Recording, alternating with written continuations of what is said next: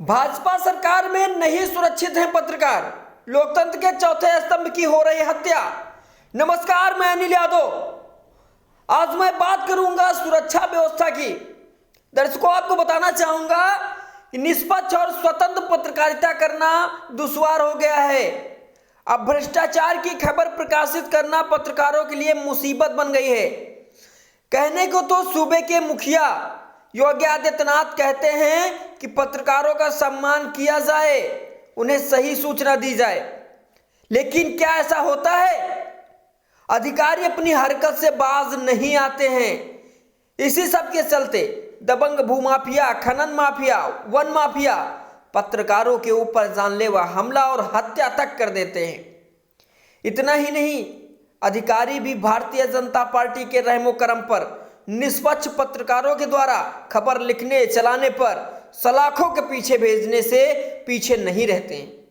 Mid day meal में जब नमक रोटी परोसी जा रही थी तो पत्रकार ने इसकी खबर चलाई तो उसको खबर के चलते जेल की सलाखों के पीछे भेज दिया गया। और मुख्यमंत्री योगी आदित्यनाथ पत्रकारों की सुरक्षा के लिए पत्रकार प्रोटेक्शन एक्ट न लाकर केवल झुनझुना पकड़ाने का काम करते हैं।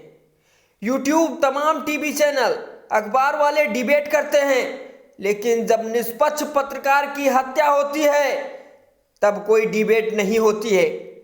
दर्शकों, आज ऐसा ही बाराबंकी जनपद के पत्रकारों के साथ भी हुआ।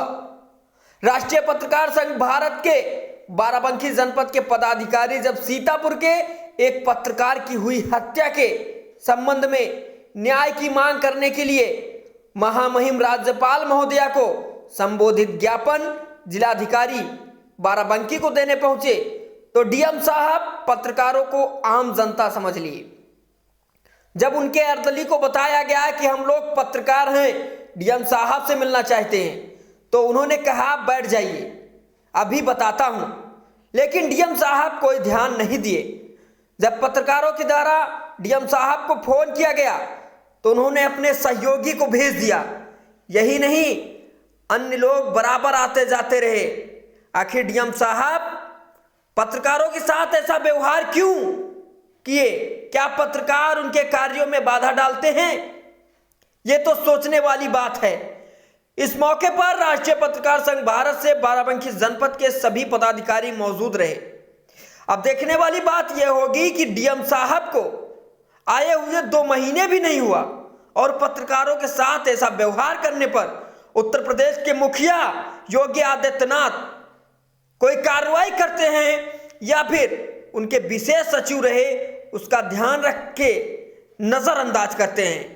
फिलहाल के लिए योगी आदित्यनाथ जी पत्रकारों का अपमान करने वाले अधिकारियों को बख्शते नहीं हैं। इससे पहले बाराबंकी के जिलाधिकारी रहे सत्येंद्र कुमार ने पत्रकारों का अपमान किया था, जिसका खामियाजा उनको भुगतना पड़ा। फिलहाल के लिए इस खबर में इतना ही। फिर मिलते हैं और बड़ी खबर के साथ। अब अनिल यादव को दीजिए इजाजत।